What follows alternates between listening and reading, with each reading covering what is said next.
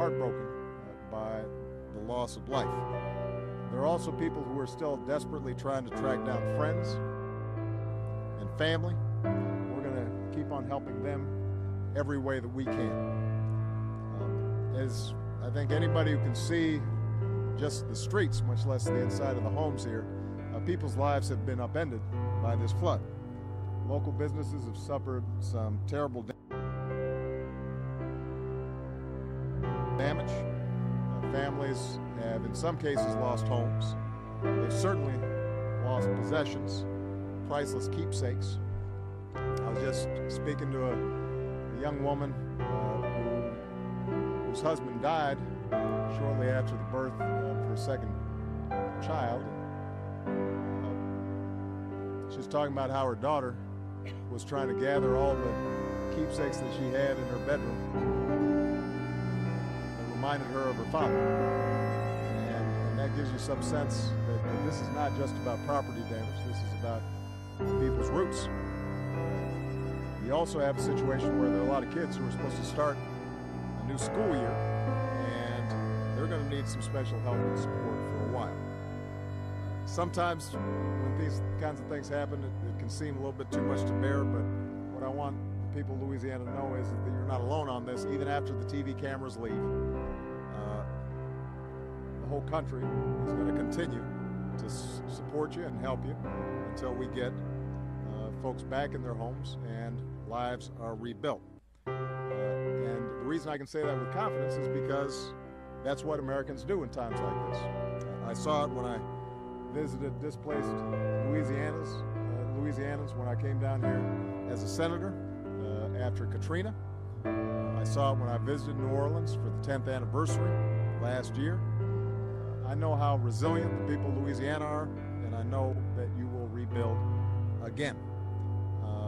And what I've seen today proves it. I want to thank all the first responders, the National Guard, all the good neighbors who were in a boat going around and making sure people were safe, showing extraordinary heroism and in some cases risking their own lives. Governor Edwards, the state of Louisiana, the city, the parish governments, they've all stepped up under incredibly difficult circumstances. I just want to thank the people on this block.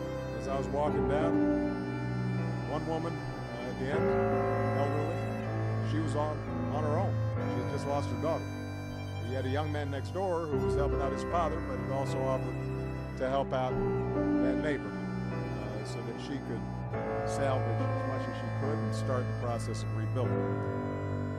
With respect to the federal response, over a week ago I directed the federal government to mobilize and do everything we could to help.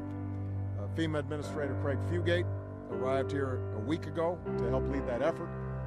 Secretary of Homeland Security Jay Johnson visited last week to make sure state and local officials are getting what they need.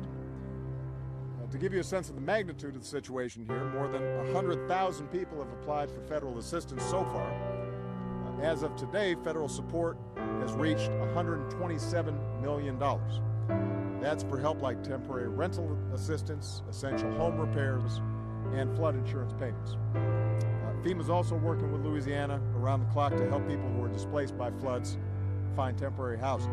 And any Louisiana family that needs help, you can find your nearest disaster recovery center by visiting FEMA.gov or calling 1-800-621-FEMA. I'm going to repeat that, FEMA.gov or 1-800-621-FEMA. Now, federal assistance alone is not going to be enough to make people's lives whole again. So I'm asking every American to do what you can to help get families and local businesses back on their feet. If you want help, Governor Edwards put together some ways to start at volunteerlouisiana.gov. That's volunteerlouisiana.gov. And the reason this is important is because even though federal money is moving out, volunteer help actually helps the state because it can offset some of its costs.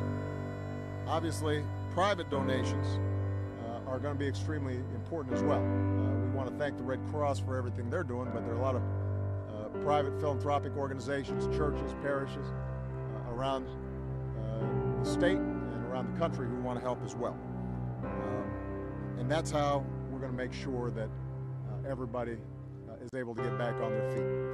So let me just remind folks, sometimes once the floodwaters pass, people's attention spans pass.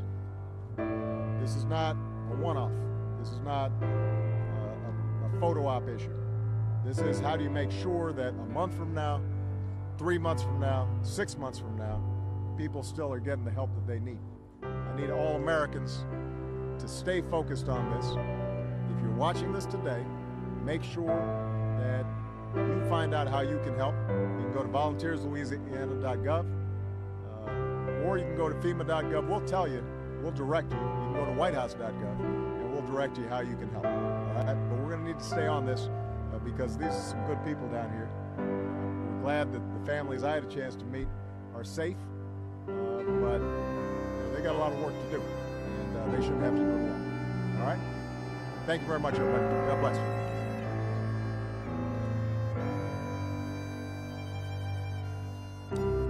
You know, we discussed that on the way here. What you have is the Stafford Act provides a certain match.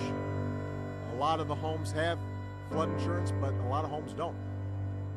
And what Craig Fugate is doing, what I instructed him to do from the start, is let's get money out as fast as we can, because we know that there's going to be a certain amount of assistance that's going to be forthcoming. So there's no point in waiting. We kind of make initial estimates and we start pushing stuff out.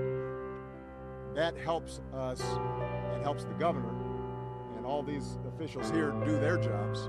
And then what we have to do is, as we fine-tune exactly what's needed, when we know, for example, how much permanent housing is going to have to be built, when we have a better sense of how much infrastructure has been damaged, what more we need to do in terms of mitigation strategies,